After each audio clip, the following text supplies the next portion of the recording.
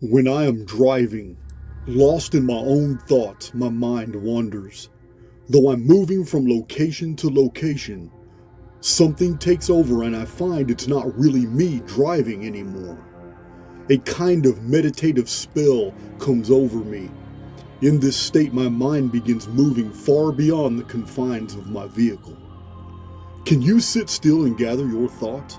Are you able to remain unmoving in your mind as your body lies inert? Or are you like me? The more I struggle to calm my thoughts, the more I am pulled in different directions, as if there was a me inside of me separate from the body that hasn't moved. What is this pull toward ideas, concepts, and thoughts that I know that are not my own? I still, but the tempest in my mind struggles to moor itself to something familiar.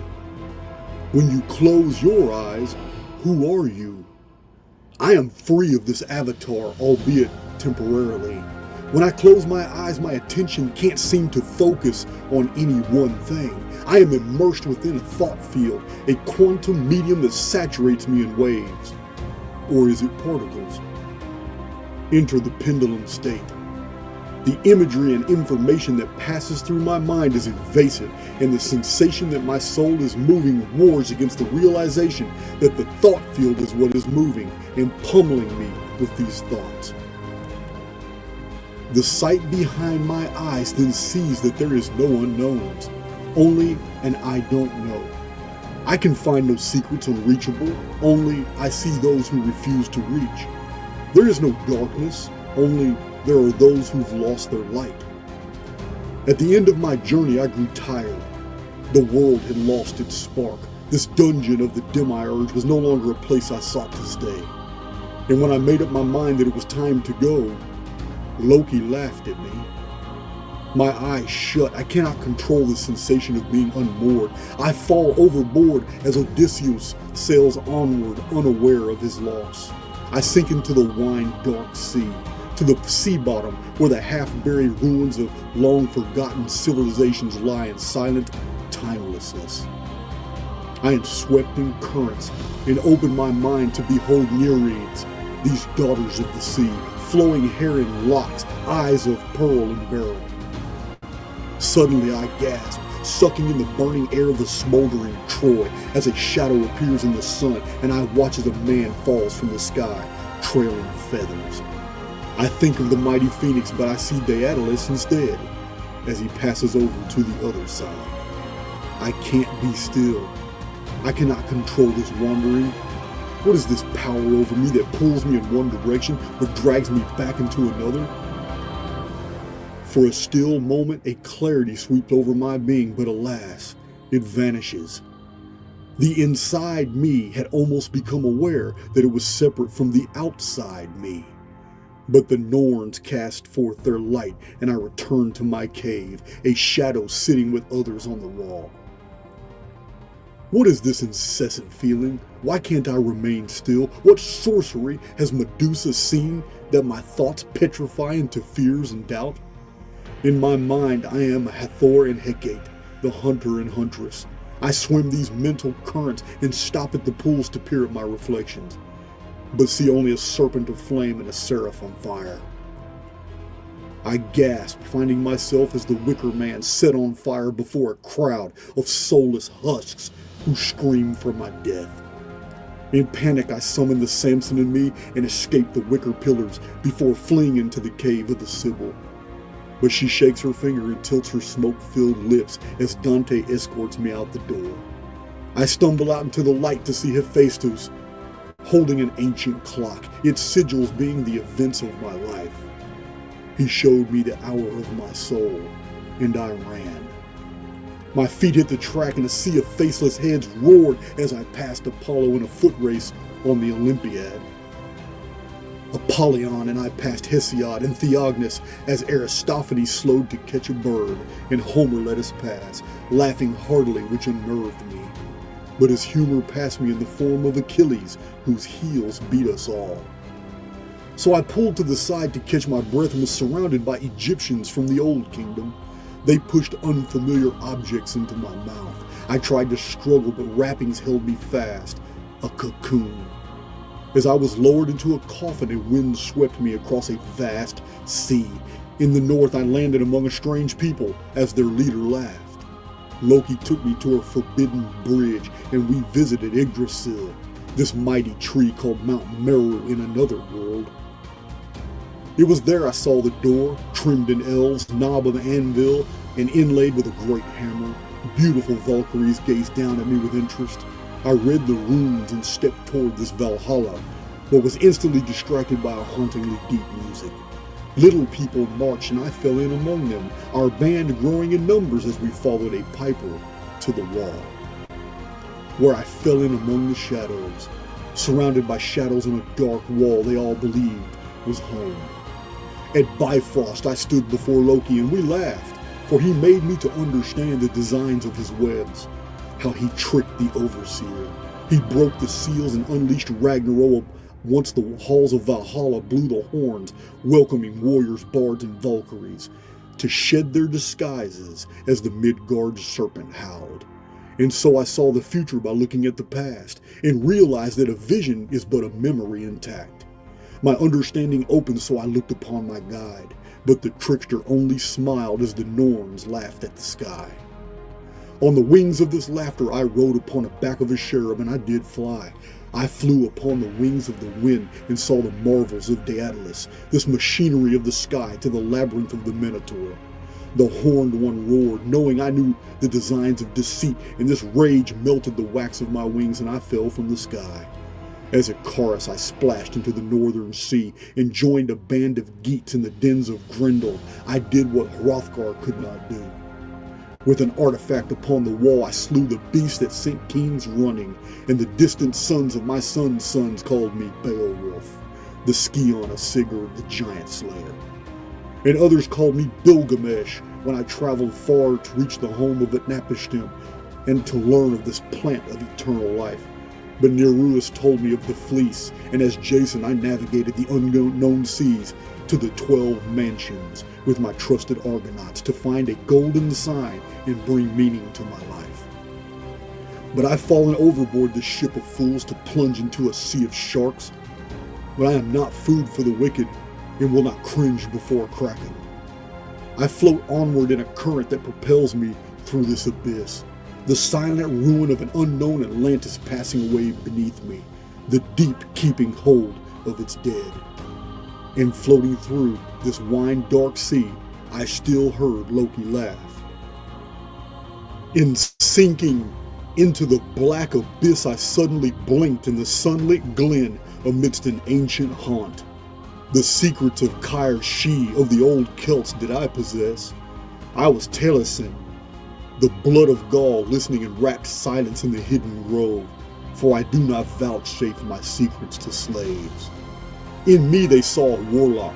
My spells do shatter the scales on blinded eyes, encircled by enemies who dare not trespass this holy ground that surrounds my feet. A terrible bard whose paths have not known peace, as I played Conan, hacking my way across the wastes of Samarkand, Aladdin searching for a lamp. In the depths of my mindscape I run beside Spartacus as we escape this structured madness, joining with Perseus in rescuing those chained to rocks they have fallen victim to as they hid from their krakens. And in the evening campfire I am Ovid, seeing in nature a poem that was waiting for a pen. I sit in silence with monks, adepts, and sages, and open my eyes to see the Buddha offer me a smile. I sit in this van, moving, traveling from coordinate to coordinate within an avatar whose mind has gone another way. Within the confines of my mind I travel. There is no end to the pool, this tug-of-war that won't let me concentrate. It is when I am moving that I am most alive. When I sit still, it is something that strives to move me. But I see the weakness of this dungeon, the gate that can't be shut. I smile at this riddle that is Ragnarok and await the horns that usher in thereafter. When the mask of Loki is removed, as the heavens echo with the trickster's laughter.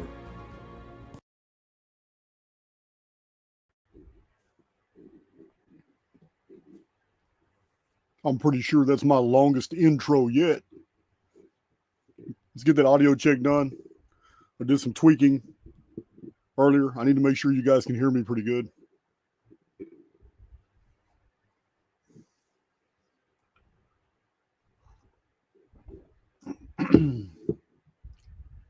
Hey, a mushroom a day keeps the morons away. Very poetic, Dak.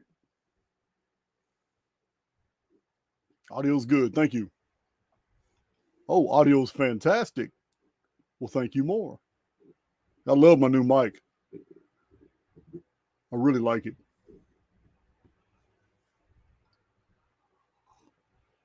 Drink some of that Aaron's coffee. Got all my screens open. I don't even need two of them. Man, we got some deep stuff to talk about today. We're going to talk about rendering.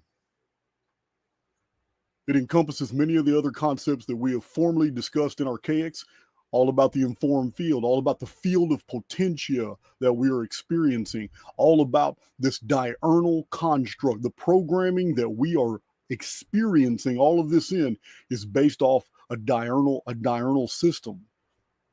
This is another reason why I'm so fixated on educating you guys on the real meaning of these ancient legends and traditions and these calendars. It was all based off a day count system. And when we understand that, we realize that these calendars aren't what we've been told they are. They're programming. They're entirely too perfect. There is no way ancient civilizations, no matter how technologically advanced, could have designed diurnal systems that have counted tens and hundreds of thousands of days into the future with such precision as I have documented here in Archaix. Unless history is background programming.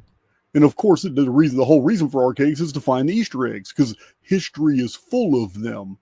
But if you're not looking through the lens of arithmetic, you're going to miss them. Because that's the language of the construct. I hope you enjoyed Loki Laughed at Me. The whole reason for the poem is actually stated inside the poem. There had come a time in my life in the past where, by virtue of my studies in prison, a time in my life after I was free, my rights were restored. Texas gave me my voting rights back, sent me a voting card. I had fully discharged my sentence. I had still continued my research, but once I had really understood basically everything I understand to be true today, and I had divorced myself from the Christian programming and this terrible dungeon programming of the cult of the crucified God. And I had separated from that, and I no longer saw the world as a place that I wanted to be. So there is a very deep message in Loki Laughed at Me, where I had made an executive decision that I no longer wanted to participate. And Loki Laughed at Me. And I started Archaix. So that's the background to that poem.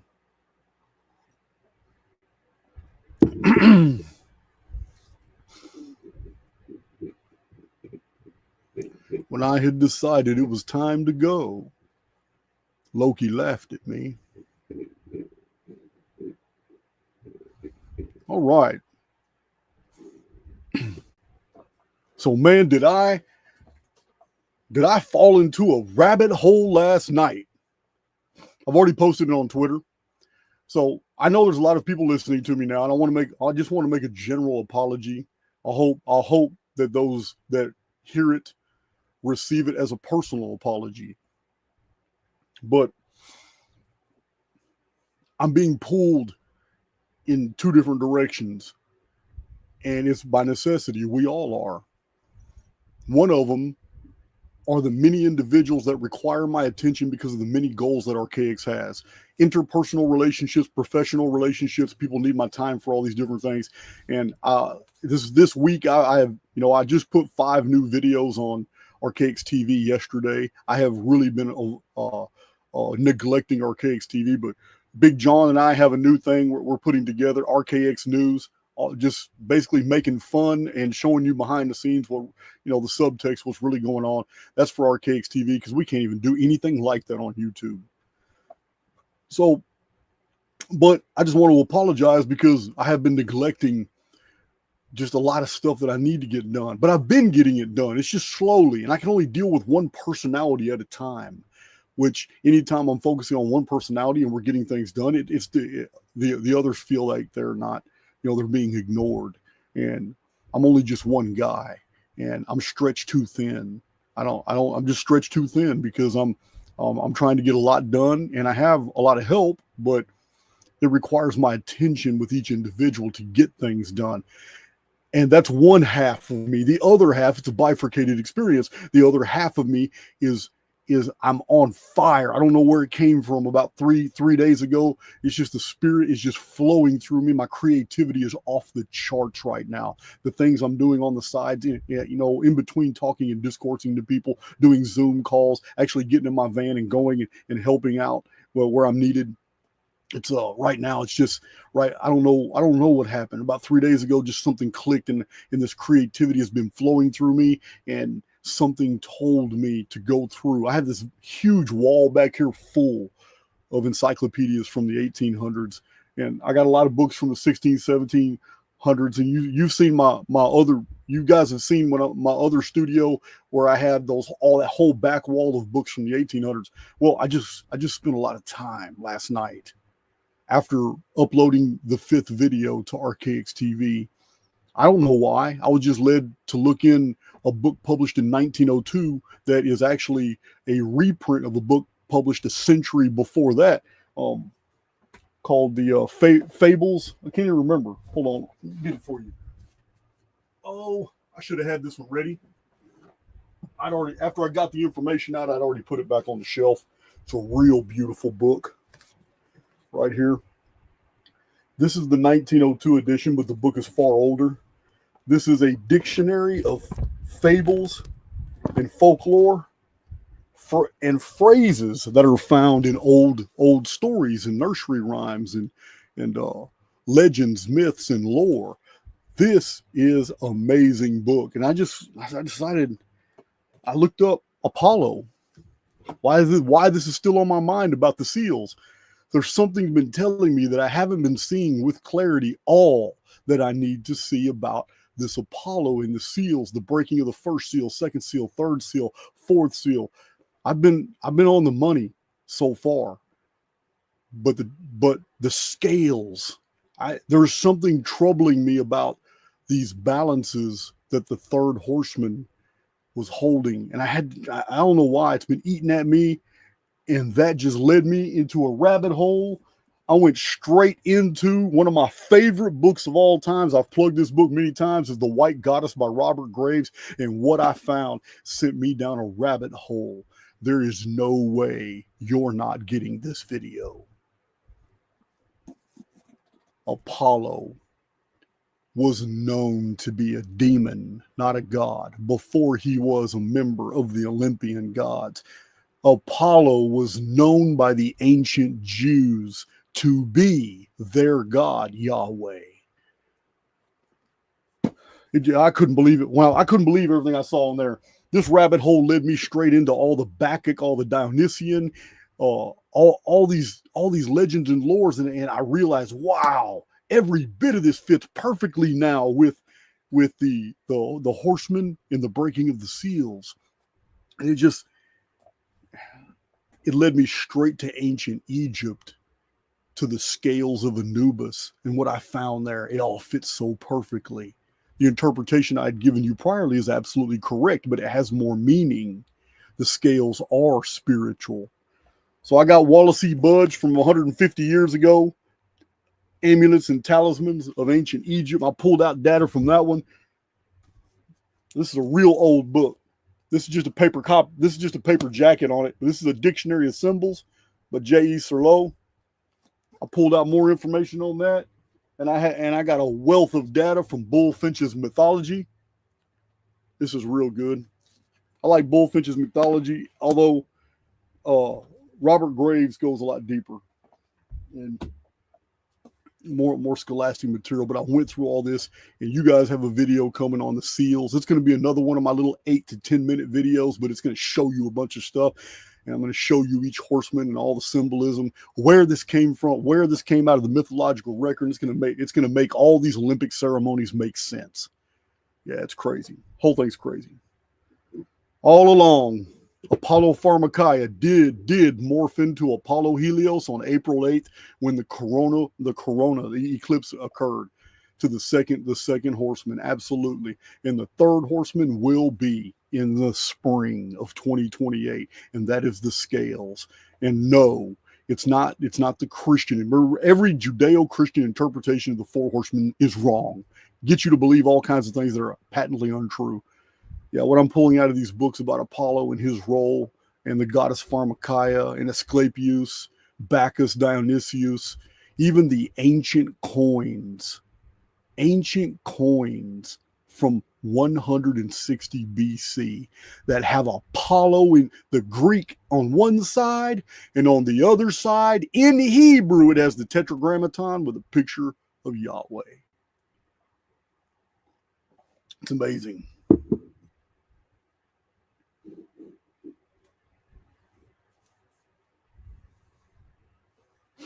All right. Got 1,100 in the chat. That's good. Hope you like my long intro. So you can go to the new Shopify store because we revamped it. We had a Shopify store up, took it down, put up a new one. The new one has a lot more stuff. As a matter of fact, more stuff was added yesterday. So you might want to check that out. That errant wear. Let's remove that from the studio.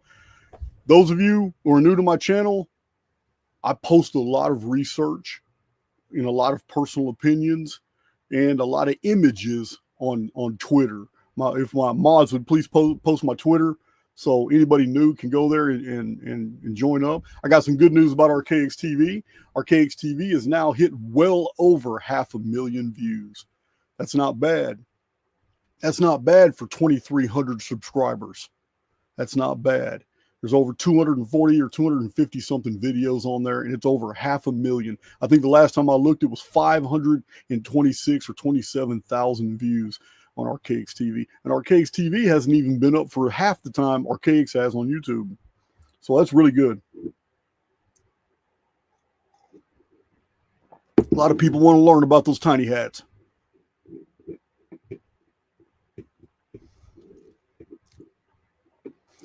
So in computer parlance, rendering is the act of a system of world building around you, populating. Rendering is populating. Populating, it is rendering around you everything that a participant is expected to see. If you're playing a video game, and you move your avatar into a room, the computer has nothing but code that instructs it what to build for that avatar. That code has not built that room yet to be explored and looked at until the consciousness that's moving that avatar in the game actually goes into that area. Then that one-dimensional strings of code become a three-dimensional picture on a two-dimensional plane. That way, the consciousness, you controlling that game avatar, gets to explore that room. But the room was mere coding until the consciousness put the avatar at the door to look inside of it. The construct rendered the environment as the consciousness came into contact with those coordinates. This is what we're going to discuss. The implications of the construct programming, this act of rendering, of populating the field, has great implications for who we are and what we're capable of. It necessarily alludes that we are in some type of mathematical, magical construct. And as long as we play by its rules, we can do incredible things. But we've got to know what those rules are. Why does it render? Why does it populate these things? What can we do to get it to render things that ordinarily wouldn't be there, but we want them to be there? That's the subject of this video. Coffee is so real. Hello, Rhino from Texas. Who you giving all those hearts to? It ain't February 14th yet. All right, checking my chat before I go in.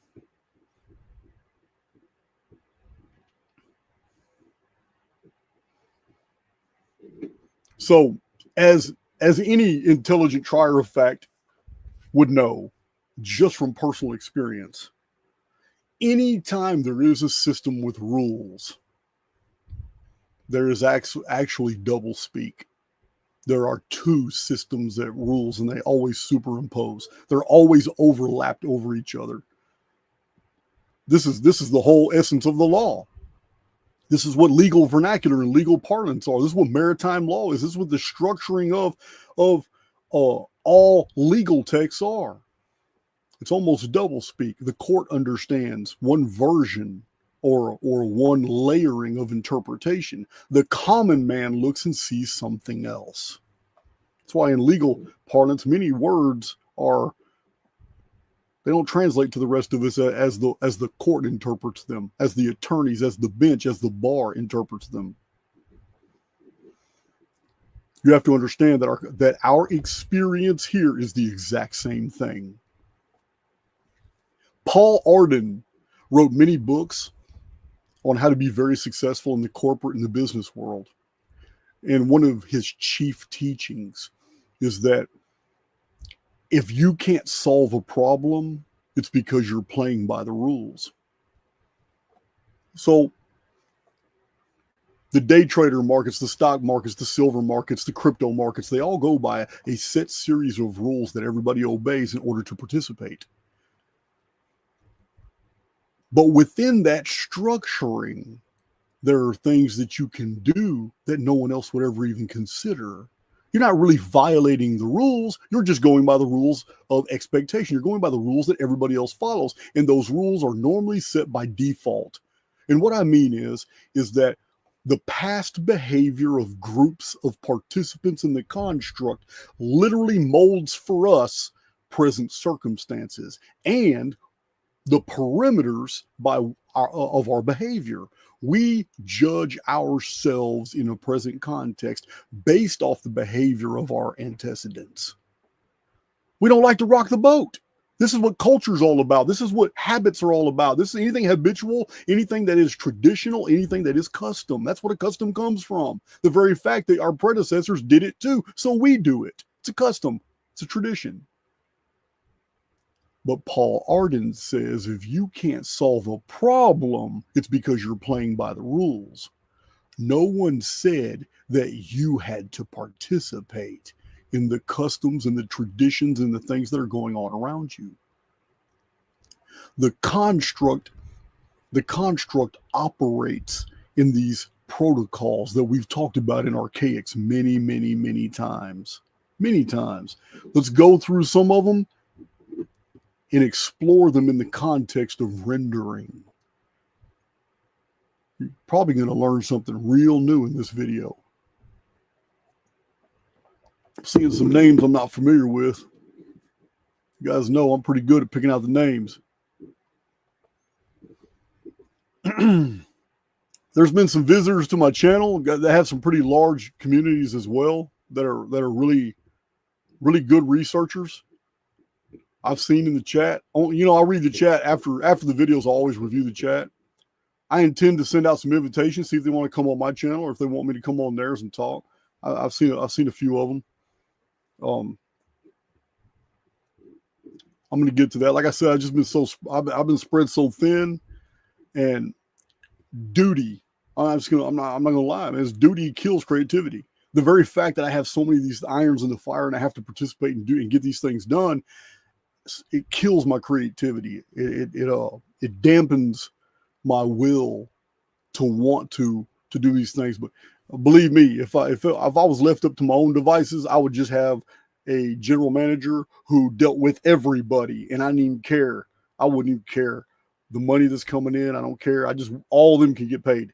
I just wish that Archaix would run fluidly and independent of me, because it's very difficult to run a business and follow this building creativity, this rising of spirit that keeps overtaking me and putting out these profound presentations. I go back and listen to some of my presentations. I'm like, wow, I said that? Remember, I tell you guys, memory has nothing to do with a brain. This information is in the field. It's in the field. So, yeah, that's where I'm at right now. I'm kind of going through things right now because I'm spread too thin.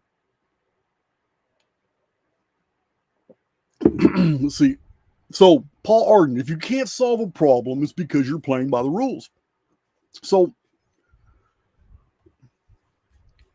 let's take what Paul Arden is offering us and let's apply it to the construct. In order to do that, we need to understand where we are. So, the construct itself, everything that's happening inside this experience, is independent of individual consciousness. This is where I differ from a lot of people. I believe I differ from Bohm on that as well.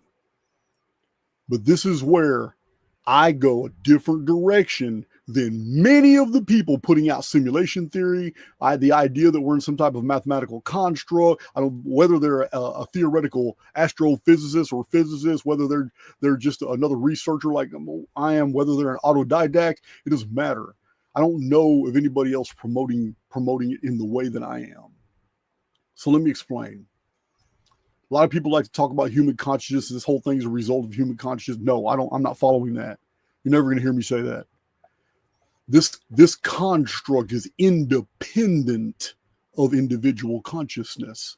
And I'm going to explain why and what this means for you. Because once you fully grasp what I'm laying down in this video, it is empowering. You're going to understand. So we've talked about this being a field of potentia, and that potentia isn't anything I made up. Potentia is this energy. It's this energy in the form of oscillating fields. It is oscillating fields of pure potential. In quantum physics, it is called potentia. It's there. It's all around us. It's what makes up the entire construct.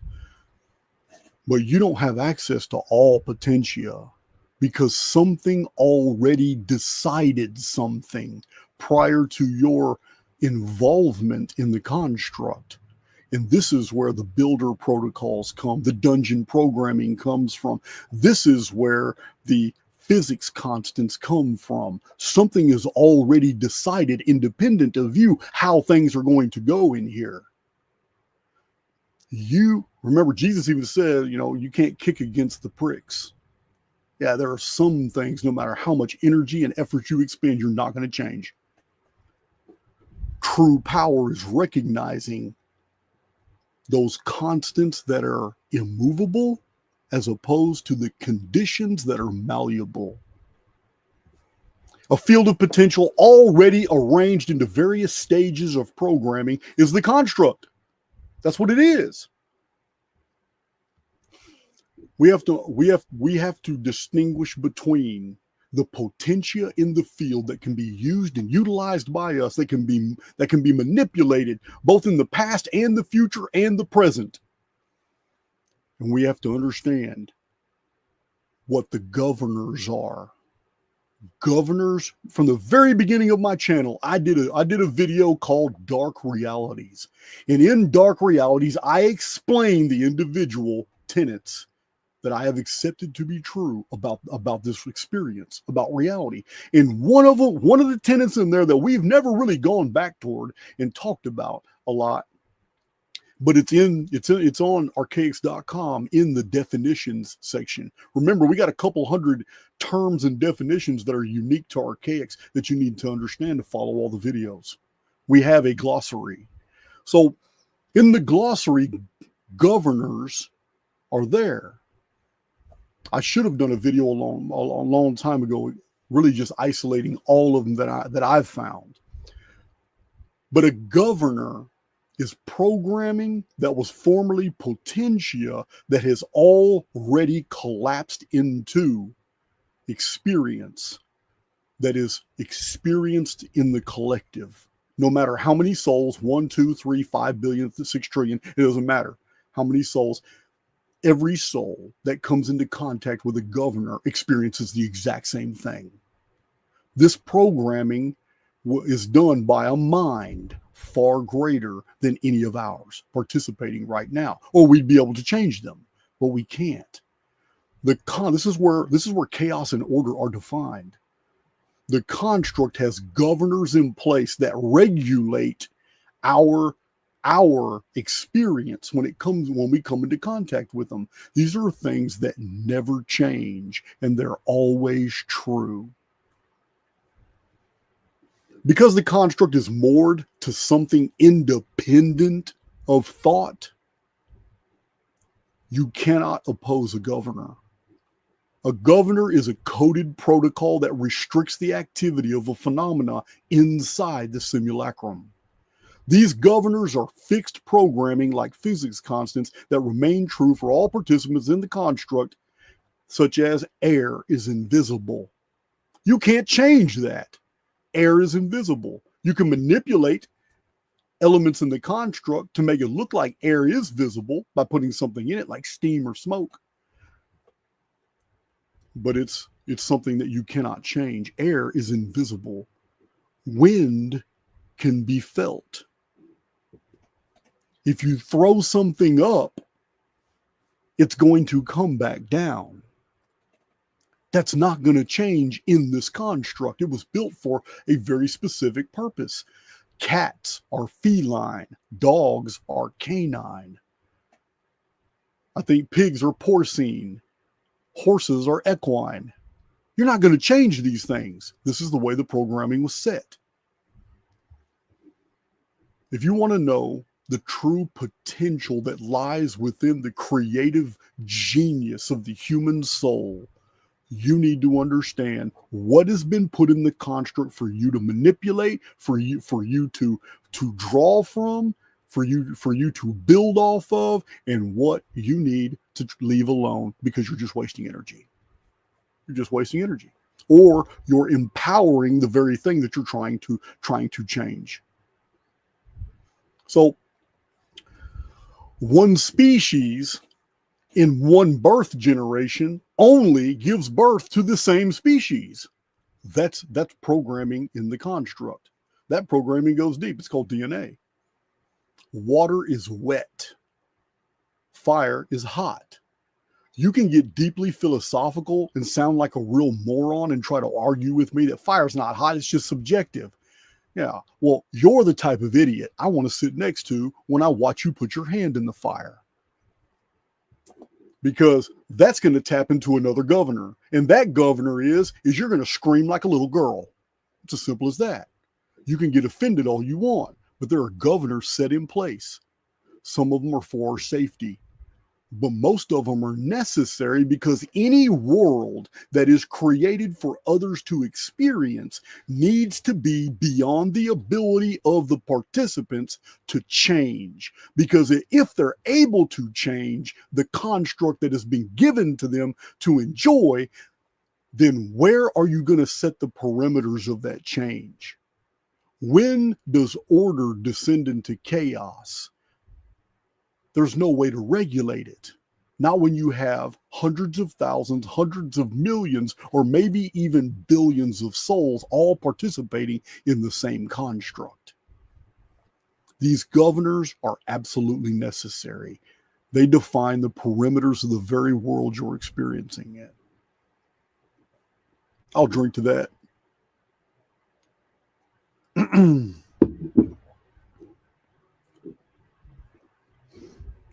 So these governors, most of them are things that we have discussed in Archaix before. Most of them are designed in perpetuity. They're programming that are set on feedback loops. This conserves energy because evidently the construct is subject to the law of conservation of energy. So they're set on feedback loops. The governors that are set on feedback loops are borrowing energy from the participants. How do we know this? Because it's subject to another law, and that law is the law of diminishing returns. So in order to defy the diminishing returns phenomenon, energy has to be pulled from somewhere else. And it's very easy to see that participants lend their energy to any phenomenon that they're participating in. This changes what dungeon programming is. Dungeon programming is the programming that affects the collective. It is when a bunch of souls that are all thinking, doing, wishing for, experiencing, traveling to the same places. It's like 100 million souls that on one day of the week all decide to be holy. And part of that ritual is walking, bicycling, or driving to certain locations where they're always holy on certain days of the week. The individuals participating in this act actually believe that they're doing something spiritual. But in reality, in the reality, the construct is rendering for them an experience that emulates what they have perceived as a holy experience, which is leaving home with your family, dressed in a certain way, going to a geographical location where a whole bunch of other souls have all decide to dress up and come to at the exact same time. Everybody participating in the exact same thing, which is a belief structure. And that belief structure is whatever that denomination of religion adheres to at that geographical location. Those coordinates in the field, all the potentia around there becomes energized. That potentia collapses into more experiences that feed the feedback loop that everybody's enjoying together. Therefore, participants that are enjoying all this together now begin interfacing and borrowing information from each other, and this creates new phenomena that actually supports their belief structure. Individual souls that are more receptive to others, that are all participating in this type of feedback loop, are now pulling from the field new phenomena that supports an old paradigm. And they share it with others. And then others get excited because somebody just saw Jesus's eyes bled red. Oh, the stigmata was seen. 4 or 5 people now swear that they saw it too. These people have never lied before. And because it's a spiritual environment, all the people who can't see it still accept it to be true. The energy of excitement at being in the presence of something holy in a mass, or at a Presbyterian picnic after big church and Sunday, it doesn't matter. That excitement is an energy emanated from souls that's used by the construct for the perpetuity programming. Dungeon programming allows the construct to engage many souls in the same activities, which frees it to use more of its energy to create reality tunnels for those highly individualized souls like you errants who are going your own way, learning all about the construct, trying to make things, force circumstances to come true, whatever you're trying to do. It's building for you what you expect from your belief structures. But it requires energy to do it because you're not in a feedback loop and you don't have other participants. Therefore, energy is expended in building your world as opposed to those who are ensnared in dungeon programming that are literally providing the very energy to perpetuate the deceit that they have fallen for. So these are governors. Governors are things that do not change. A feedback loop program is a governor. You can't break a governor, guys. This is what I've been telling. I'm trying to explain all the time. And sometimes a lot of people get frustrated with me when I just laugh at them. When I hear how passionate they are about being a humanitarian, how passionate they are that we got to do this, we need to do this. You don't understand, if we can just wake people up to what a Zionist puppet President Trump really is. We just wake people up, man. You understand? People will wake up and they'll come together. No, they're not. They're never going to wake up. We are in a construct specifically designed to keep the collective asleep. There has never been a utopia in this construct. There has never been a golden age. These are the stuff of fantasy, of fable, and fairy tales. They are not the stuff of facts. That's never happened. This construct was never designed to be saved. The governors were put in place in order to make this a series of soul traps. Yes, I said that. My version of soul trap isn't like all these other ones. I'm not believing that. Although I do hear some pretty unique versions that I could be on board with. I'm just not on board with the whole you lived your life here and then you have a choice to go to the light or go somewhere else after death. No one ever said anything like that until Poltergeist. There isn't a single reference anywhere, even in occult literature. You won't find anything about after death. You have a choice. You can either go to the light or go until the movie Poltergeist. I think I said that like 4 years ago in a video. But you know what? In the construct, souls get trapped all the time. But when the soul is no longer inside the construct, it's no longer a trap. You're free. You're free in between every single incarnation that you're here. We're living life sims. You're actually free every time you go into deep REM sleep, because it's the only time that you're not in your avatar. You're somewhere else and you're not here. So let's go on.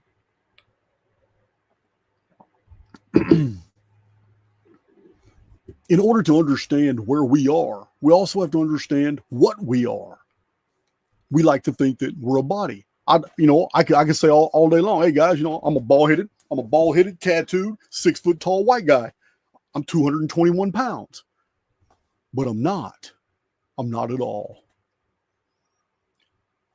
I'm a highly individualized soul, an informed field of living potentia, borrowing a piece of the construct that is in the form of this avatar. This avatar was constructed by the construct for my use inside the construct, made out of the materials of the construct, and the DNA is pure coding that came from the construct. How do I know? Because the DNA that made this avatar came from a pre-existing avatar that also had that DNA. And that avatar came from a pre-existing avatar that also had that DNA. This isn't the transmigration of avatars. This is the transmigration of souls. And who I am is an immortal being moored not to the construct. I'm here to experience it. I'm moored to source. I am moored to that incredible, unfathomable concept that I cannot define. I say this a lot, guys. All the religions in the world cannot describe God. 10,000 different opinions about God. He's so vast, or she's so vast. 10,000 different opinions about the Godhead could still all be right. Because when we're talking about something that is eternal, something that is infinite, and something that is limitless, we can't put parameters on it, such as one thing that is true about it automatically makes something else false. No, that duality is programming inside the construct. It probably does not exist outside this experience. Inside the construct, duality programming, polarity programming is another governor. There's a whole list. I got a whole list of them. It's building. Every couple of months I add to it, but it's another governor. So we're an informed field. Being an informed field, we have to wear something in order to experience all this. The construct provides that. It's an avatar. It's an avatar. This is my avatar. I hope you like it. But it's not really me. It's not really me at all.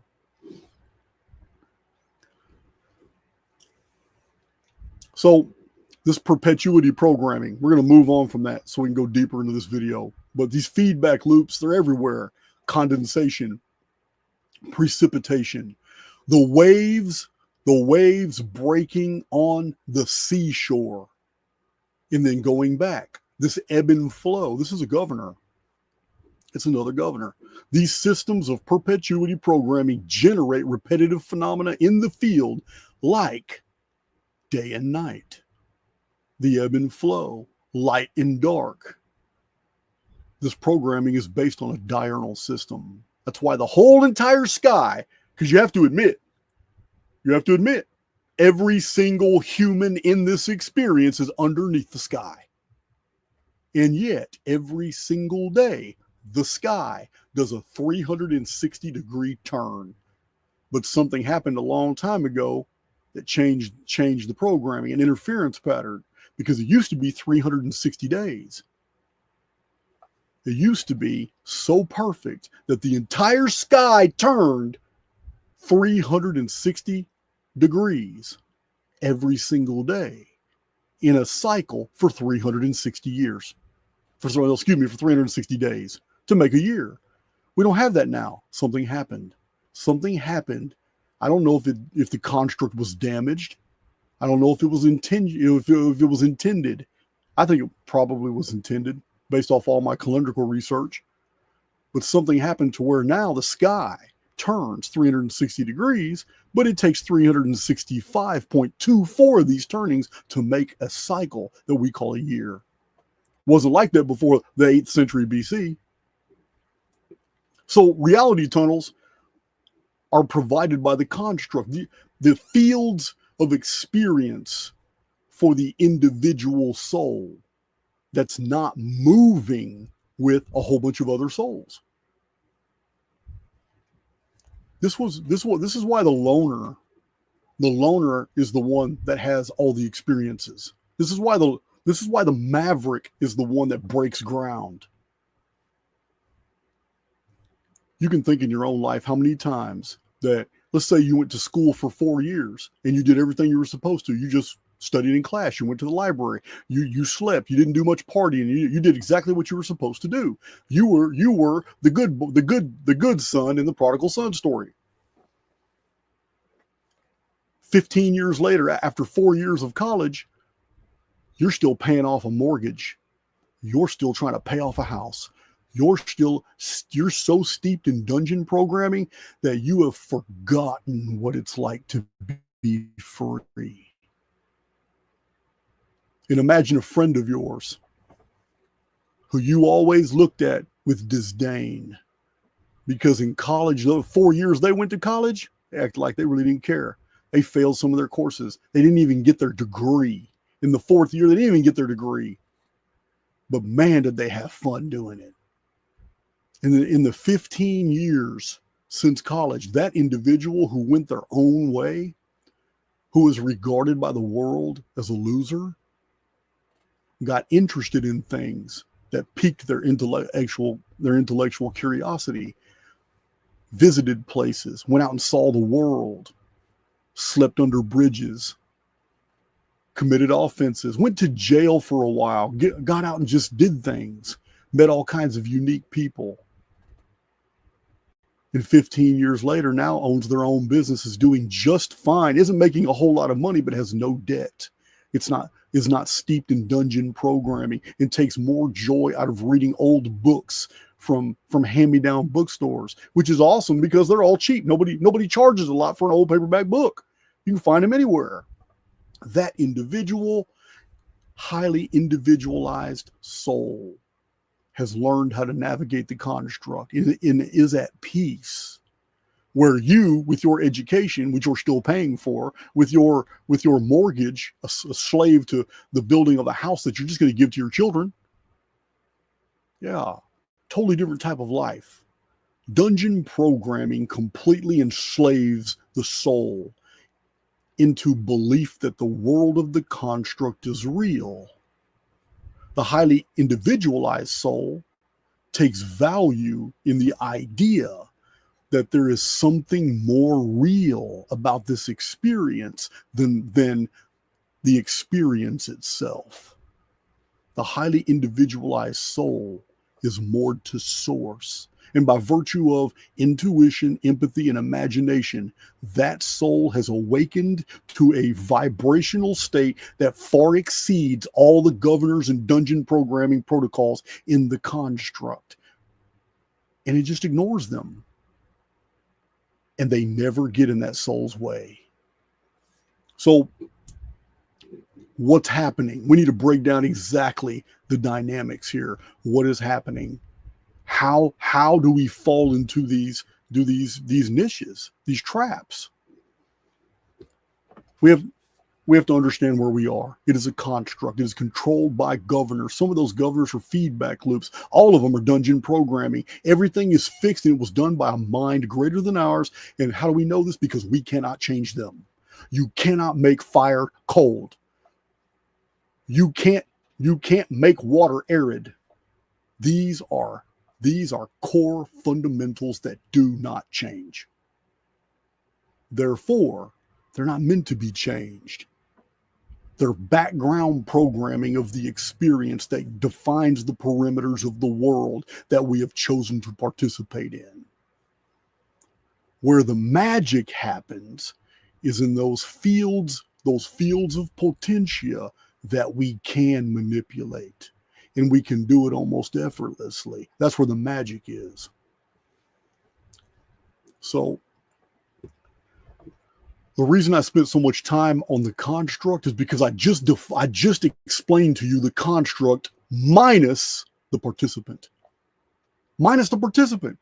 The construct is literally an empty shell of programming minus the participants. Remove all consciousness from the construct, and it dissolves to pure programming.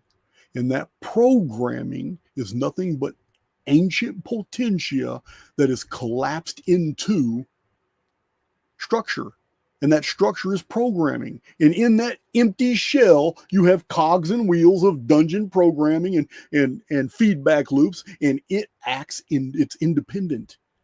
It's independent. The only reason it takes on physical meaning to us is because the programming is rendered right before or as we experience it. But independent of experience, when you remove the consciousness element from the construct, that's all it is background programming. You're not here to save a computer program, no matter how sophisticated it is. Even if it's some cerebral interface spiritual technology, you're not here to save it. You're here to do something else while you experience it. I need to pour me some coffee. Just a second. Thank you, dear old dad, for my thermos. Give me a chance to check my chat before I continue.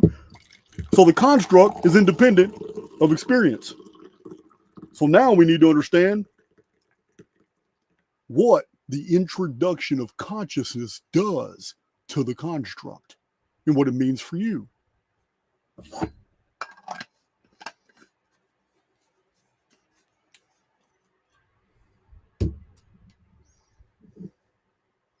The best part of waking up. You already know the rest. Man. Archaix in your cup.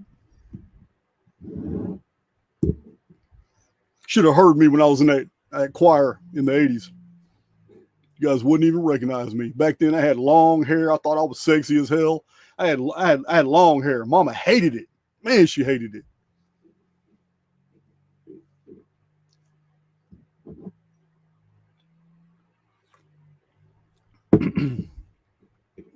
All right, let's see here. Okay. So no whiskey in the coffee today. I don't know. It's been 5 or 6 days since I drank a shot of whiskey. I'm not a heavy drinker. I'm a social drinker every once in a while.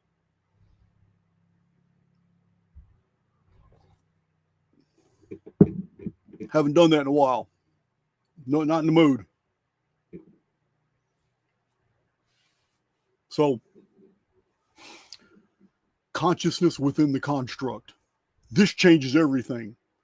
Just introducing consciousness into the program causes the program to render things three-dimensionally, projected from a two-dimensional field of programming. We don't know where this programming is set. We don't know what it is. I mean, we can speculate all day long. We don't know if outside the construct there are many other constructs just like this. The simulacrum is an infinitude of constructs where souls are traveling through all. We don't know. We don't know that if outside the construct, as I've theorized in the past, it's just us, humans. Remember Genesis. In Genesis, humans were made in the image of God. Well, if from the inside perspective of the souls inside the construct that we are made in the image, avatars look like God, then probably humans are on the outside of the construct, and the oversoul is still far beyond that and still studied and venerated. Yeah. I'm not opposed to any of that. Once the element of consciousness is introduced into the concept, it changes the whole dynamic. Now we are forced into understanding that the experience is suspended between two different realities at the exact same time. I've got whole presentations on this now. Now some of you are following me. Two separate realities at the exact same time. One is the consciousness itself, the highly individualized personal soul. The other is the collective, which is the energy field of all the other participants in the construct, independent of the highly personal individualized soul. The fact that there's two realities coexisting inside the construct at the exact same time means for the individual that you have the ability to phase in and out between either one of those realities at any time of your life. You have the ability to be alone, independent, highly individualized, moored to source, drawing from yourself more than you contain because you're getting it from the oversoul. You're not borrowing anything from the construct. You are regarded as an anomaly and an aberrant malfunction in a whole system of controlled chaos. This is what you are when you're being the lone soul. But we can't always maintain that. On a daily basis, we always phase back and forth. The key is controlling that movement. Yeah, it could be an attitude, it could be a song, it could be somebody, it could be external stimuli, it could be anything that gets you all of a sudden, get you vibrating on another frequency. All of a sudden you're mad and you're cussing Trump out. Just like that, you phased right into the collective. And when you're in that vibrational state, you're receiving all that data. You're receiving all the energy from everybody else who feels the same way or feels very strongly about you feeling that way. You start receiving all that. Your social media account blows up because you phased into the collective, put something on social media, and then got slaughtered by a whole bunch of and you realize, damn, man, I should just shut my mouth. Delete your comment or whatever, man, and concentrate on yourself. And it might take minutes, it may take hours. For some, it may take days. But then you phase back into that spiritual mode of creativity, the individual, the immortal within, and you start doing great things. The construct becomes comical again. It becomes a stage. It becomes something that you're here to observe but not participate in when it comes to all the crazy wackiness, all the chaos. Two different realities unfolding within the construct, but that's only true once you introduce consciousness into the construct. That means the construct itself is not the key. The construct itself is nothing but a tool. It is nothing but background programming to make your experience here more real. That's all it's for. That's all it's for. So consciousness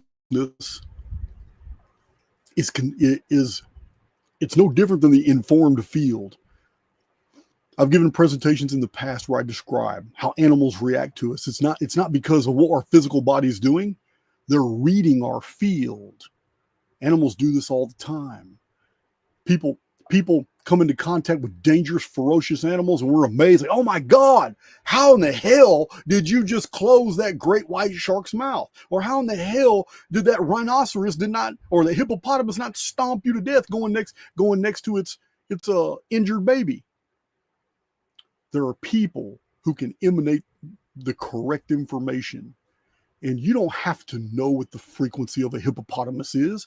All you have to know is the frequency of love. All you have to know is if you're moored to source, then there's nothing in the construct that can oppose you.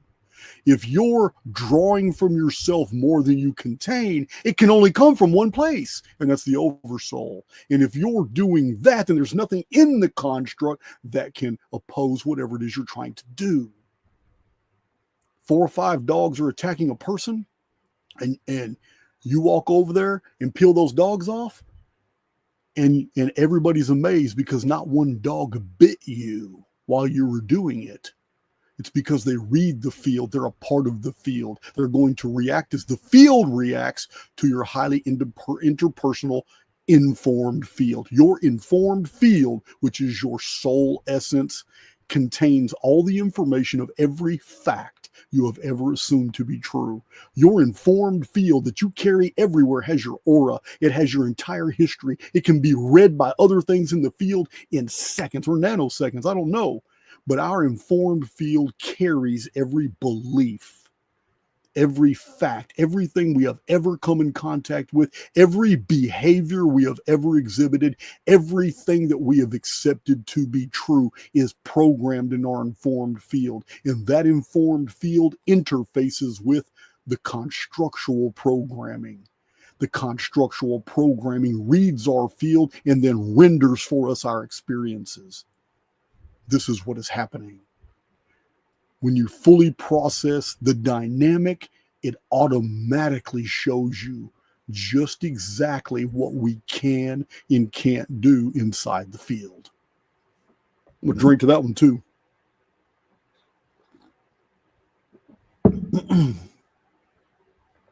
All right. So remember, consciousness introduced into the construct changes the dynamic of now it's 2 realities.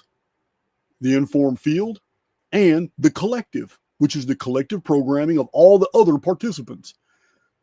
Then your behavior, your attitudes, and sometimes external stimuli induce you to either phase in or phase out.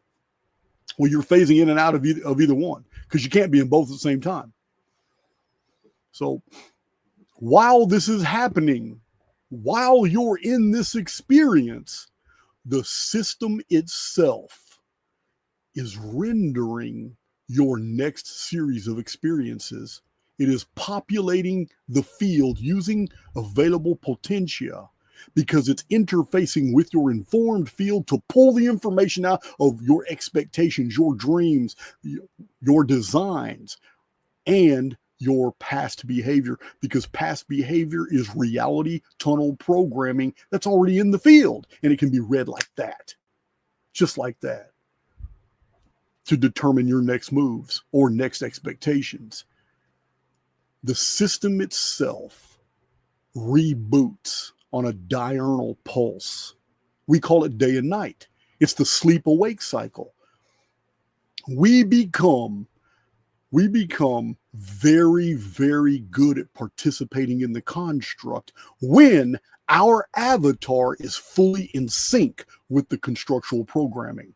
But when our avatar is ripped free of the moorings that so strongly connected to the construct, because we've gotten on some type of drugs, because we haven't slept in 3 days, because something is preventing us from going into that deep sleep and rejacking back into the system.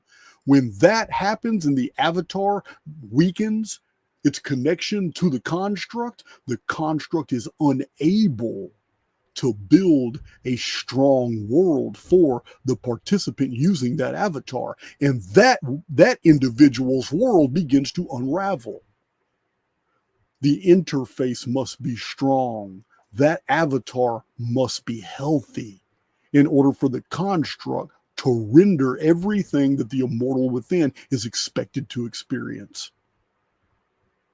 When the immortal within has taken any type of narcotics or has had an accident, that just brain injury that prevents them from sleep, has been experimented on by the military. When something has happened that stops the REM sleep pattern, its regularity, the construct can't jack back into the avatar programming in order to sync the avatar perfectly with the soul that it's wrapped around.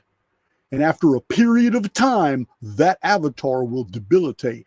That will cause the immortal within to lose its moorings within the construct. And now things in the construct seem less real.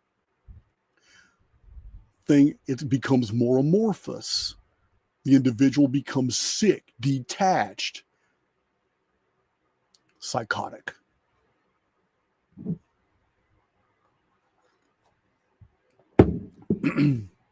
The diurnal programming is absolutely necessary as a way of checks and balances. It is a way for this avatar to be 100% in sync with the deceptive medium of the simulacrum around it. The deception all has to be very convincing in order for the immortal to really think this is a real experience. But if the avatar is weakened in any way and it's not engaging in the REM sleep cycle as the construct needs the avatar to reboot, then there's going to be problems. There's going to be problems, and there's probably going to be it's going to lead to a full breakdown of the avatar. So the soul, the immortal within, will have to start over in the sim cycle, have to be reborn in through a different avatar. So another thing that we need to process to understand when we're talking about informed fields, we're talking about bionumerics. We're talking about bionumeric fields. Everything dissolves into mathematics. It's arithmetic. If the construct is based off all these principles, these physics principles and feedback loops and governors and all these protocols, if the construct is based off of arithmetic, mathematics, then that means the avatar is as well. So I don't know what my dog's going off about.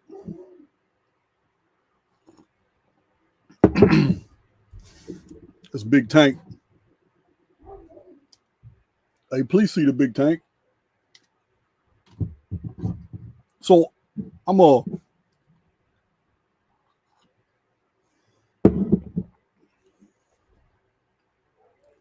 am I at now? So the reason why you go outside and experience the exact same world that you experienced yesterday with only slight deviations is because your avatar has been finely tuned in its arithmetic to sync with the arithmetic of the field of experience you're expected to see. If by personal belief, when you phase into the personal, highly immortal individual, when you phased into the personal and you're in that creative state and you're drawing from yourself more than you contain and you're tapped into source and you're mentally building a world for you and your world starts to change, it's because the creative act actually creates a new mathematical structuring. It's that simple. Two different mathematical structures collide. They're not going to coalesce. They're going to collide. They're going to create interference patterns that are unusual. If you're vibrating on a certain frequency, but your environment is on a totally different frequency, you're going to have problems. but it seems like nature is moving with you when you're vibrating on a certain frequency, and you're going and you go to your day-to-day activities, and everything you did that day flowed. Every parking lot you went into, you went right to a parking lot, didn't have to wait, didn't have to circle the parking lot. You went to the register with your whole cart full of groceries, and you just couldn't believe it. One opened up, everything happened to you that day perfectly. Why? Because when you woke up that morning, you were vibrating on the frequency of your world. When you're vibrating on the very frequency of the world that you have expected to experience, everything's going to go your way. There's 365 days in a year. Can you think of any days in the last 365 where you had just a totally whacked out day where everything went wrong? No. It's going to be really difficult to isolate a bunch of times like that. Most of the time, everything's going the exact way you expected it to. But when you begin to rock the boat, when you begin to believe in a different reality than the one you're experiencing, you alter the arithmetic in your informed field.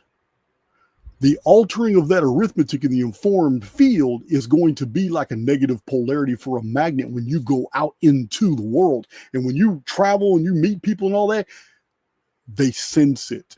You are an anomaly. You catch people's attention. You catch people's attention from across the room. You feel like the whole world's watching you because the construct is watching you. It's wondering when you're going to sink back in with everybody else so activities can resume as normal. Trying to figure out what's going on before it realizes it's going to have to expend more energy to build for you a whole new reality tunnel, because it looks like you're about to experience a pattern break.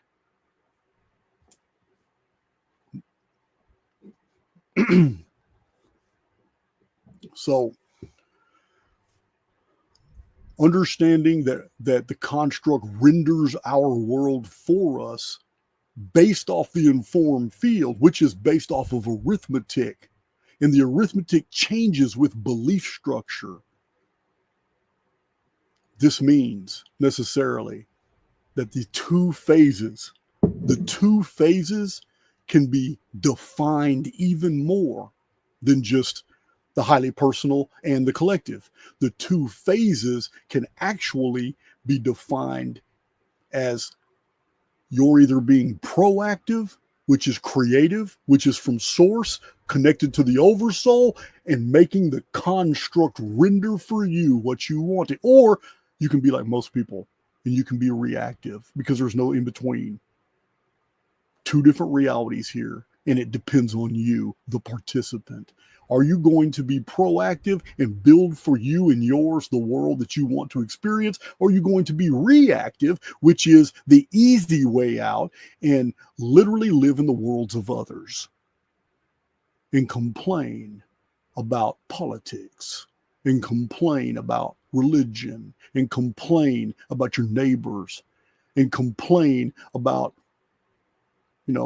dating apps and websites and everything else in the world to complain about, because you have nothing literally to provide as value, because you chose to live a reactive life. You're not providing value. In the constructual programming, that's interpreted as you must not want any value. Therefore, dungeon programming is your lot. The construct itself is merely programming, and it reciprocates. But if the immortal within is going to take a back seat to other immortals that are doing things, then the construct is always going to make sure that you have a very comfortable back seat.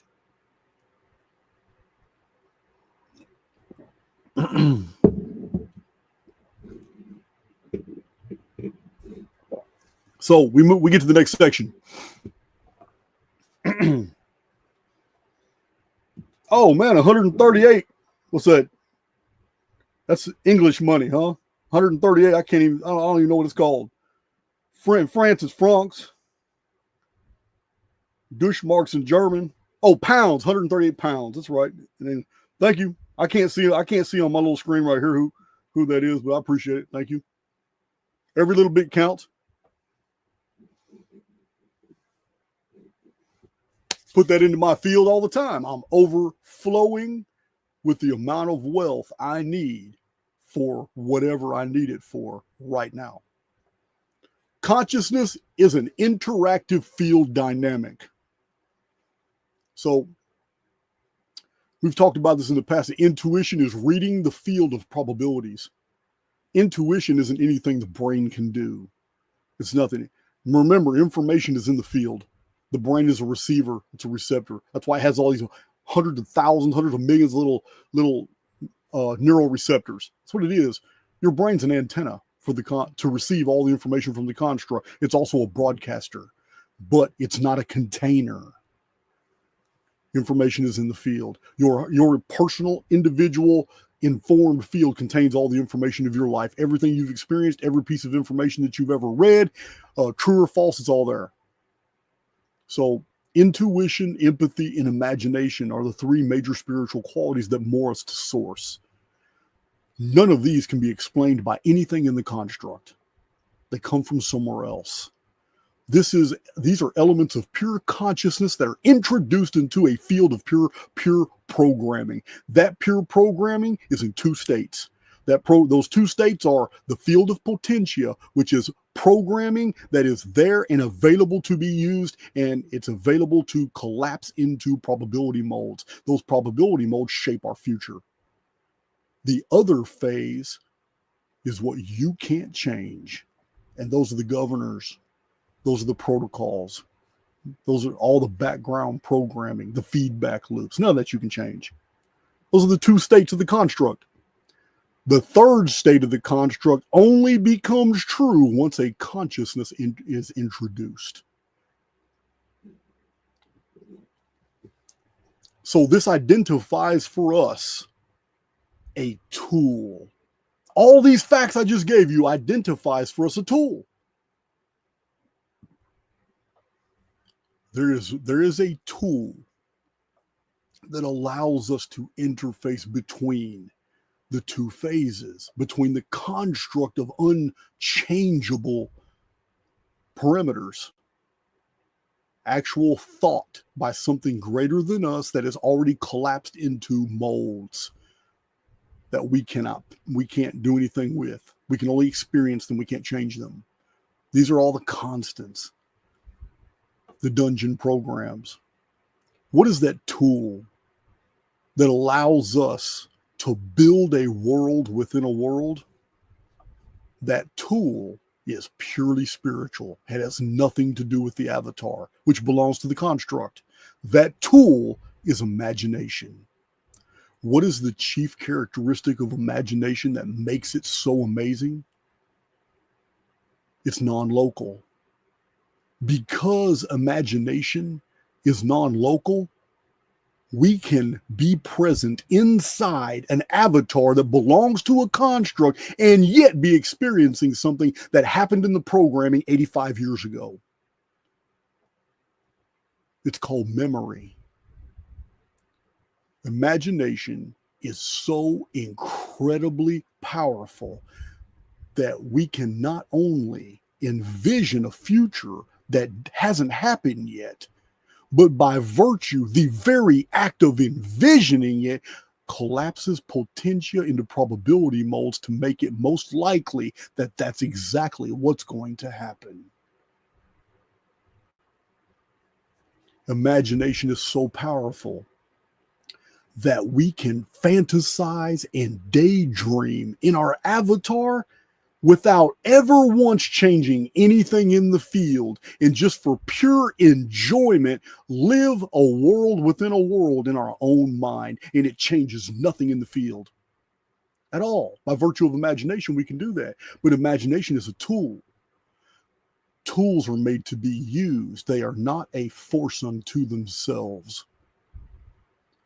When the avatar, which is connected and made up of the construct itself, which contains a little fractal of source called you, uses imagination as a tool,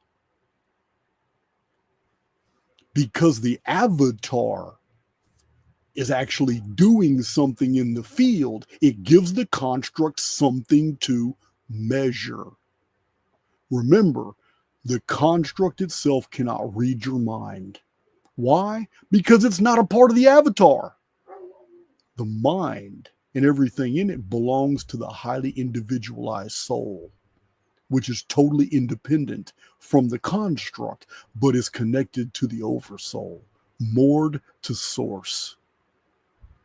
So the dynamic is very simple. In order for you to speak the language that the construct can understand, you have to use your avatar and move it in the direction of whatever it is your imagination is building. Because imagination creates probability molds. Probability molds can be perceived by the construct but not acted on until there's a motive force involved.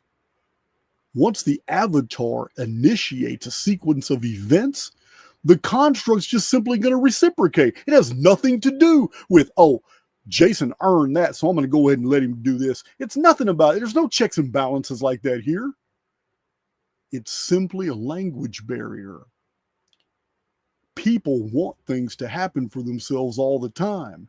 And then they might even use their body to move in the direction of the fulfillment. They never have to do it all because they're an architect.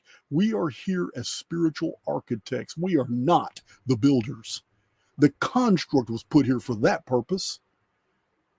We're the architects. And all the architect has to do is envision something, put it into the field, and then move. The architect has to move in the direction, assuming that the structure for the architectural plan is going to be fulfilled. What you have to do with your avatar entirely depends on what it is you're trying to make come into the world of experience. But people all the time initiate something, get excited initially because they see that the construct is reciprocating, and they think that, oh, well, more time is going to have to pass. Therefore, the construct instantly reciprocates and makes sure that more time is going to pass.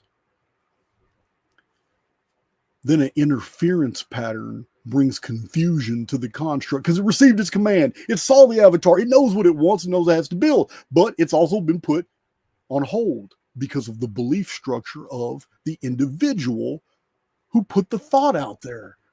It's got constructs on hold now. And then the individual soul despairs. That despair is an energy put out into the field. It's understood. It is emotion. Emotion is absolutely understood by the construct. Cannot read your thoughts. But man, does it understand emotion. Emotion is something that absolutely affects the avatar. No matter what your emotional state is, you cannot hide it from your body. Cannot hide it.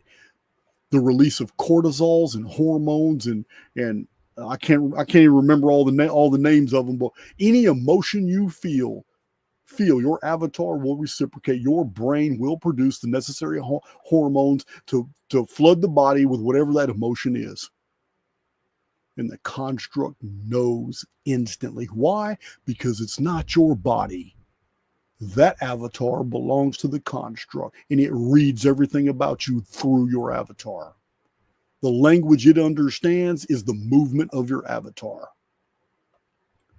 If you feel anxiety, the construct is going to know you feel anxiety, and that interference pattern is going to neutralize almost anything you're trying to do.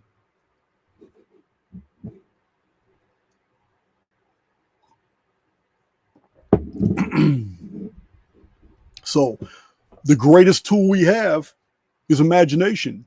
And when we analyze what imagination is, we find out it's non-local. Imagination being non-local, that means it can impress upon the very things which make up the very essence and fabric of the construct itself, which is pure potentia, tiny little oscillating fields of God. They're not physical reality. They're pure spirit. But spirit collapses into matter upon regard. pure potentia. Imagination is what takes pure spirit, potentia, and collapses it into experience. That's what it is.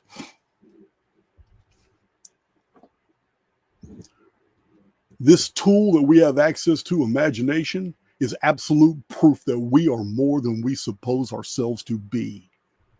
I say that all the time. I can't hammer that point into people enough. We are more than we suppose ourselves to be. We are complex spiritual beings trying to figure out how to exist in a temporary physical environment. We spend our whole lives trying to figure this out. Our whole life sim, because technically we're immortal.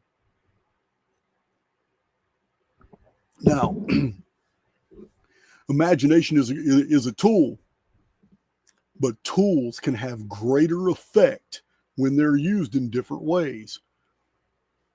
There is one thing that basically you can do inside the construct to make things happen fast and magical in your life of experience. It's one thing that the world treats as a negative. You're going to hear this all the time. Kids raised in school, you're going to hear it as young adults. This is suppressed more than anything in the world.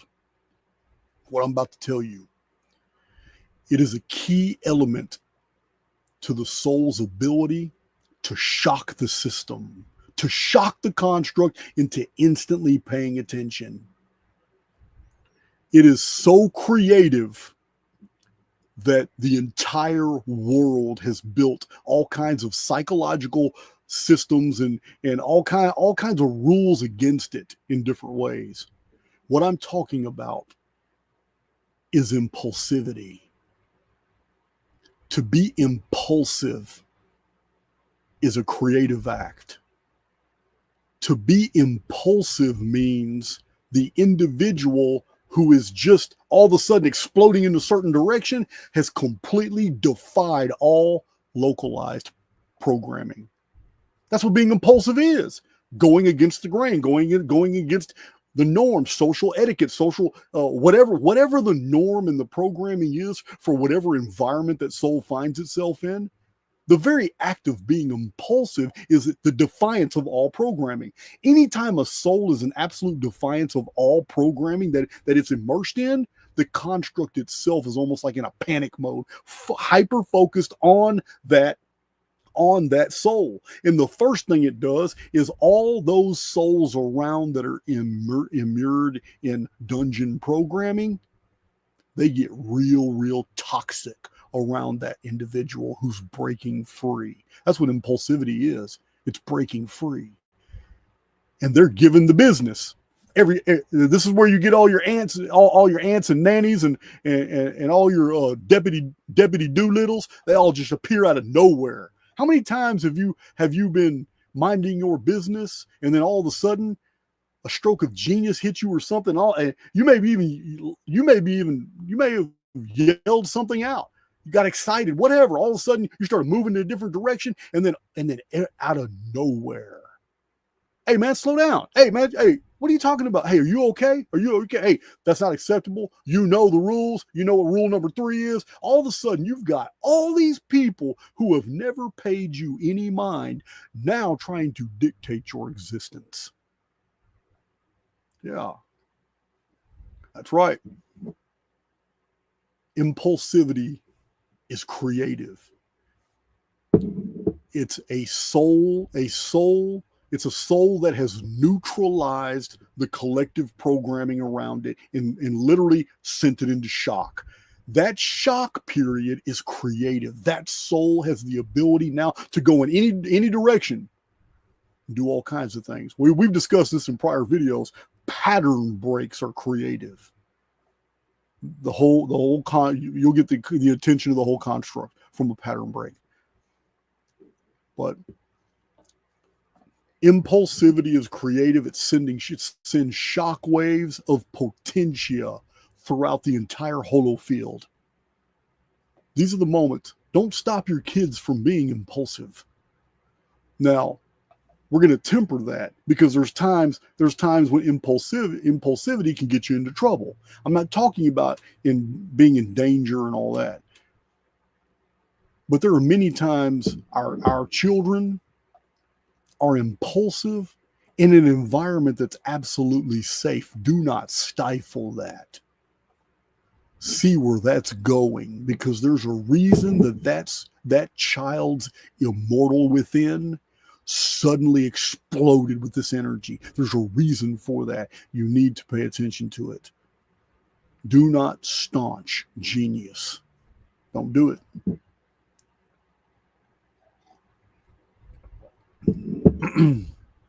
Hello, Monica Pharaoh. One Tux, I got your email the other day. I believe I did. I believed I answered it. It was either that or a text. Did you redo? Listen, I know you sent me an email telling me how to pronounce your name, and I'm telling you with equal respect, I'm probably never going to get it right. Love my mods. By the way, I sent a lot of moderator packages out. But I've added new moderators. So I've got 2 packages that I don't believe I have those moderators are here anymore. But I still have 2 packages. Moderators, you need to email me, because we got moderator packages where we put a bunch of goodies in them and some old books. Everybody's got a book from the 1800s and some other goodies and stuff, and I don't remember, but yeah. I have a list of all the moderators that received packages, but I believe I've got new moderators since then. All right, implications. Let's go with the implications here. So we already know that the pattern breaks. The pattern breaks get the construct's undivided attention. Absolutely. So we're going to skip that because we've got 5 or 6 videos on breaking pattern. But one thing I want to really hammer in is you got to remember, this is not an actual reality. It is a perceived reality. And this experience is merely the result of our perceptions. So if imagination is non-local, if we are truly moored to source and we are able to draw from ourselves more than we contain, and that this body is nothing but a piece of the construct that's on loan to me while I'm experiencing this construct, then there is nothing stopping me when I need to. There's nothing stopping me from borrowing energy from a future version of me. If I envision that the version of me in the future is far greater, more powerful, more intuition, a greater capacity for imagination, tied to source, even more strong, even super strong. If I envision a version of me that is a true immortal within, a God in the making, experiencing the construct as an observer and a co-creator, if I envision that is me, or I have the potential to be that in the future, there's nothing stopping me by virtue of imagination right now from borrowing strength from that version of me, because imagination and time itself is non-local. There's nothing stopping me from doing that. At any given moment of my life, even during periods of weakness, I can just stop, break pattern, imagine that superhero version of Jason that exists in a parallel dimension in another construct, because I'm still the same immortal soul moored to source. I'm just a different construct. If I borrow from that version of me and become that individual by virtue of imagination right now, there's nothing in the construct. There's nothing in the builder protocols. There's nothing in dungeon programming. There's nothing in the governors anywhere in that constructual programming that would prevent me from doing that. I'm not breaking any rules. I'm not breaking any.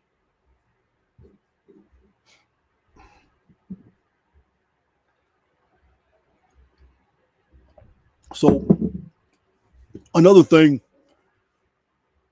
Another thing for those who find it like really difficult to understand these concepts, especially, the properties of non-locality and what it means for us as experiencers in a programmed construct that is literally rendering for us what we expect to perceive. This is something you must take into effect, is the placebo effect. Because the placebo effect is evidence that this is a perceived reality, not a real reality. Too many studies have been done and placebos have been given that worked for the participants. Why?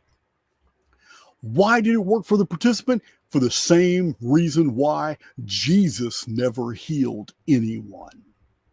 Yeah, I got a video on that one too, guys. Yeah.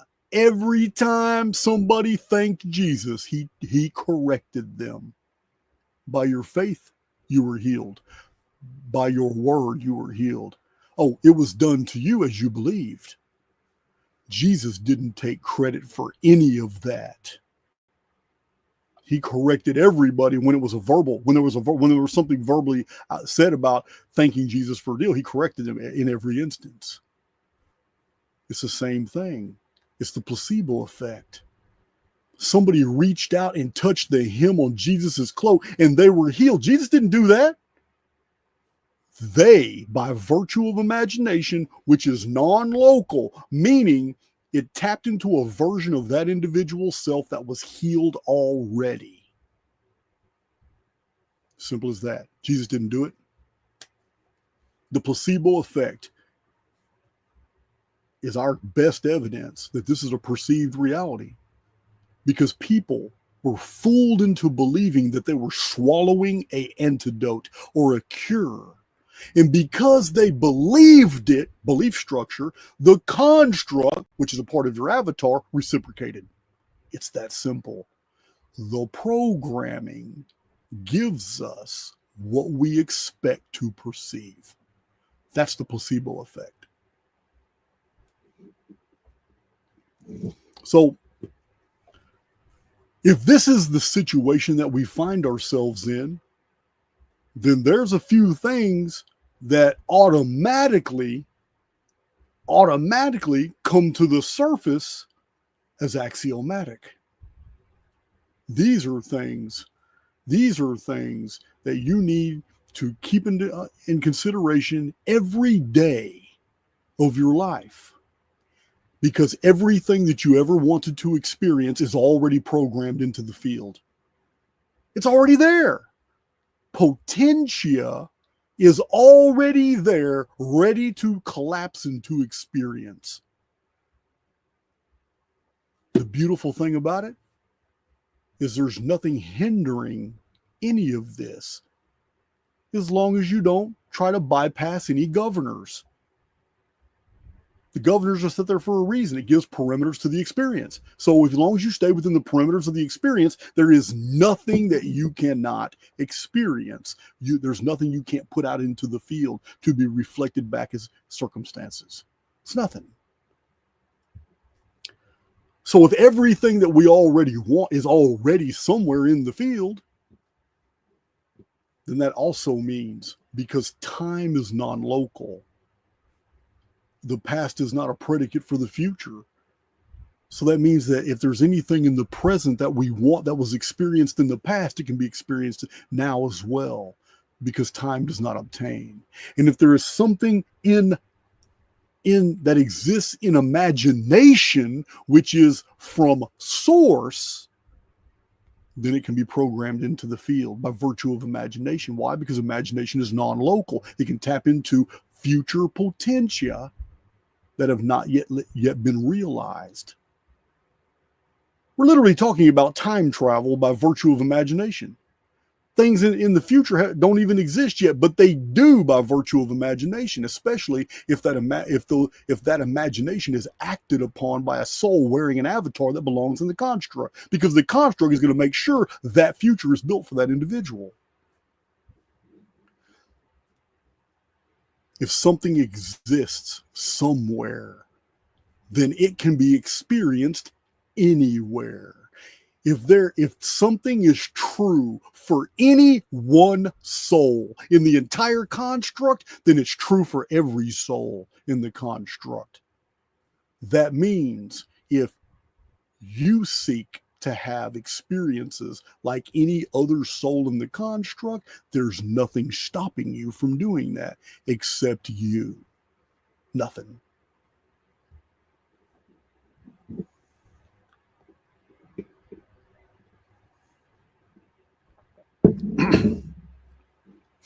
So, in the past, we've also talked about collapsed discontinuities. These are reality tunnels, which are mathematical structuring probability moles that have collapsed into experience. They form programming. This reality tunnel is what you're traveling down. It's your world of experience. And the construct is full of myriads of reality tunnels. And sometimes reality tunnels coalesce and we share experiences with other people. Sometimes our reality tunnel morphs into a huge reality tunnel involving a whole bunch of other people, and we find ourselves in dungeon programming. And then we snap out of it, and our reality tunnel goes back to smaller personal experiences. But these reality tunnels are the mathematical structuring of our past experience through this field of arithmetic that we call the simulacrum. That's what it is. But at any given time in this journey, which is non-local, we are able to borrow. We are able to resurrect energy from the past. If there was a point in our past where we were experiencing things in the construct to a degree that we would love to see again, because our present life is nothing like our life was then we can borrow from that energy of the past because it's all non-local. Imagination is a tool, and it's never going to build anything for you if you don't employ it. Imagination is creative, but imagination, if used properly as a tool, means your avatar will always do something in the field to commiserate, to go in the direction of what was imagined, in order for the construct, in order to read the avatar, to understand exactly what it is that soul is trying to experience. The construct is able to bring all the feelings and phenomena of the past right back into the present.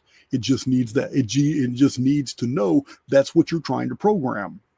Just needs to know that. Remember, this is a highly personalized experience within an overfield full of souls, all also having highly personalized experiences. It is so spiritually, technologically advanced that we can all be living in the same world and all be experiencing different universes. That's how amazing this is. The problem is that the majority of souls are stuck in dungeon programming, in these feedback loops. But we're not. This video's not for them. Archaix isn't even for the collective. From the beginning of my channel, I still have many videos out explaining how from the inception of my channel I have been turning people away. I have blocked thousands of people from my channel because they come to my channel with the toxicity, and I'm not going to entertain any of it. Zero tolerance. Yeah, a lot of people blocked, and the channel still grows. But this is where people come who want to understand the real situation that we have found ourselves in. And most people really don't want to know. They don't want to know. They want to believe the programming. They want to believe all this world of experiences is real, intangible, and has meaning, and it doesn't. The only thing that has true meaning here is the immortal within. And the immortal within has been thrust into a situation where it can learn how to be a co-creator with Source. We are moored to Source so that we can grow. We can be a prodigal son in an environment where, when we exit this environment, we leave with knowledge and experience. But everything here, it's like Vegas. What happens in the simulacrum stays in the simulacrum. That's what's going on. That's what's happening here, guys.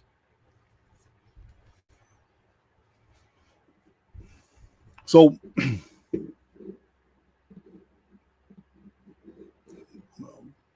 pull this, check my chat real quick.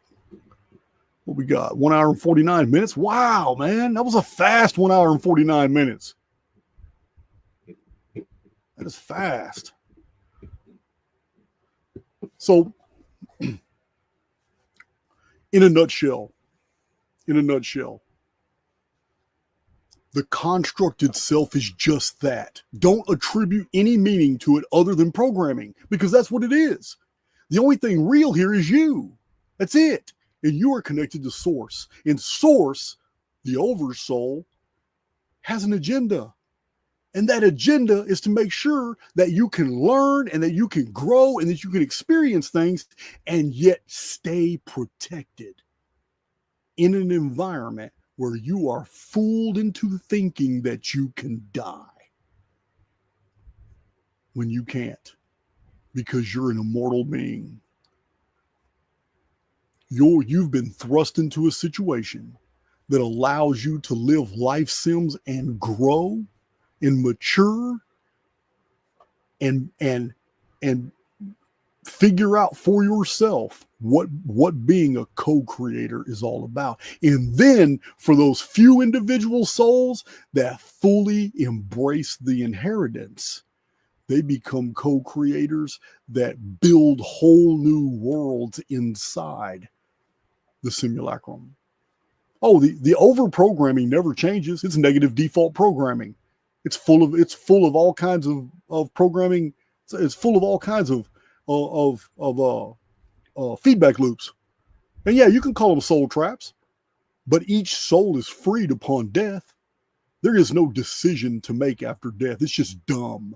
The whole idea, don't go to the light. Yeah, it's just so stupid. Yeah, so yeah, death is just an escape from an avatar. You're going to be given another avatar and you're coming right back through the experience. There are many people convinced that they have met each other before in past experiences. And I'm not going to say they're wrong. I do have a video I plan on doing. I still need to acquire more data, but I have a lot of scientific evidence, studies that have been shown that children, before they turn puberty, remember many of their past lives, and that researchers have verified the historical details that those children said. So to me, I see it. Life sims. I see life sims happening all the time. We have too much data on that, and it makes sense to me. It makes absolute sense. But for you to think in the Matrix version of reality where human avatars are being sucked by some alien AI and all, it's just dumb. It's just dumb. I'm not buying any of that. Any scenario, you can quote me on this, but any scenario that's imagined by men, whereas the immortal souls are in any danger, is a lie. It's a lie.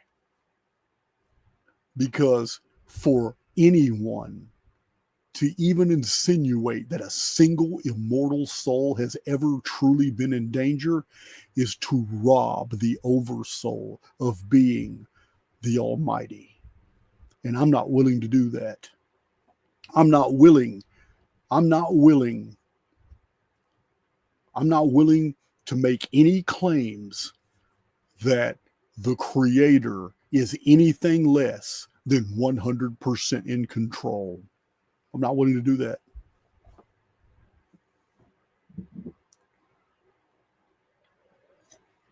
I hope you enjoyed my Loki laugh with me. I hope you like that. I had made an announcement that I'm going to do one live a week, but it's not. My soul's not going to let me do that. I was going to do one live, go long. You know what? It's not going to work. It's just not going to work. I'm going to stick with my 2 lives a week and 2 uploads. Yeah, so I just can't do it. I thought I was going to be able to do it. It's just not going to happen. That's my presentation for the day. This is Friday. We'll probably go live Sunday night. Or I have that awesome video I'm going to do on Apollo. I might do that Sunday. Just upload that, and then we'll go live Monday or Tuesday. But yeah, I'm not going to be able to do one live a week. I should have never said that to you guys. because I'll never be able to be quiet. My spirit just explodes sometimes, and I got to set that live, and I got that message to get out, and it's just over with. It's over with. But I do know that my next live, we need to catch up on Q&A. We need to do about a 4-hour Q&A and just clear the field of a bunch of questions. For those new to my channel, if you go to archaix.com, you will find out that everything is laid out for you. It's very easy to find. You can use the menu. Archaix for beginners is really big. If you tap onto it, there's several Archaix beginners videos. Then there's a baby Phoenix you can tap onto. If you tap onto the baby Phoenix, it opens up a bunch of Archaix for beginners materials. So, and I just caught up on Archaix TV, although I do have another Archaix TV video about to drop. So I'm now catching up on Office. Like I said, I've just been pulled in so many different directions. I've been sending out the Office predictions emails to those who are participating in that. And I'm also about to engage with a huge project. I know Cole and John and Barry are going to be in on it, but it's a huge project. We're about to do predictions on a whole bunch of NBA games. And we're going to do that just to prove a point. That's what we're going to do. Now, Vegas. April, was it April 5th? Is a Saturday. April 5th is a Saturday, something like that. That's going to be Las Vegas. We're in negotiation with about 4 different casinos trying to get hotel packages so everybody can fly in, and we'll already have hotel rooms that are part of your tickets for you, and you'll get the discounts on all that. So we're waiting for the casino that gives us the best rate, and also these 4 casinos have the best like ballrooms, rooms that we can use during the day. At any time during the day, we have rooms set aside where everybody who's there for Archaix, and we'll have our own armbands, and everybody can go in and out, and we can socialize. It'll be like a 3 days in the casino. It's gonna be pretty fun. That's in April. You guys know we're going to Kansas City, I believe in July. I'm still waiting on the details on Kansas City. And then we're going to Glen Rose, Texas, Dinosaur National Park in Glen Rose, Texas. I've told you guys about that in 2 of my videos in the past. 2 times in the 1980s, I went to the Paluxy River Valley, where they have the dinosaur tracks, and you can lay in them. It's 3-toe. They're just vapor canopy creatures. Amphibians or reptiles, but they call them dinosaurs. And they found a hammer that was fossilized, with like 0% carbon in it. It's a famous hammer that was found there in Texas, Glen Rose. They got a creation museum. They got a hyperbaric chamber there where they replicate vapor canopy conditions. They have a speaker that comes there every once in a while. I believe his name is Bon. And he's a actual scientist, but he talks about the vapor canopy and all that. So anyway, that's going to be fun. That's going to be like in October, but that's different. That's the very first Archaix camp out. We're going to camp for like 3 days in the Paluxy River Valley.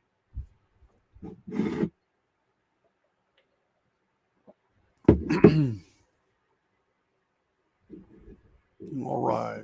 Let's see. That's about it. Yeah, man. I can't believe I got all that under 2 hours. And that was with a 10-minute Loki laughed at me video. Wow. I was really in my zone. So that's it. That's basically all I got today. I'm going to keep it under 2 hours. I've been real busy on Twitter lately, guys. You might want to check me out. If you're not on X, that's where I drop a lot of my research, a lot of my announcements. I've been in the chat a little bit on Archaix TV. I'll probably join there. Yeah, Monica Faro, you better come to Glen Rose. Girl's got $30,000 worth of camping gear. You better be there. Yeah, Monica makes she made my Christmas presents last Christmas or the Christmas before. I can't remember. I believe it was last Christmas. No, I'd have been the Christmas before. Monica made, she makes quilts. And she sold me 4 custom quilts, front, back, awesome, amazing quilts. Yeah, all of them are very unique. All different patterns. That's what she does. That's Monica Pharaoh. I'm giving you some business, Monica. You need to drop your email in the chat if you want to make some quilts for people. Because you make some good ones. Let's see. All right.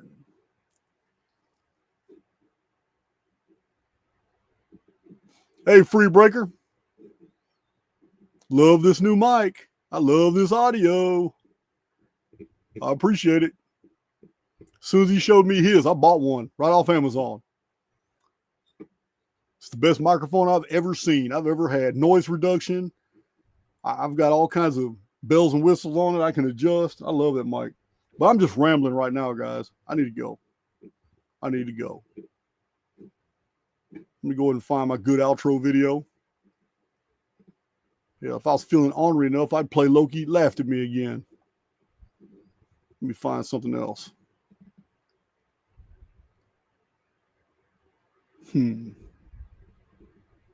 All right, I love you guys.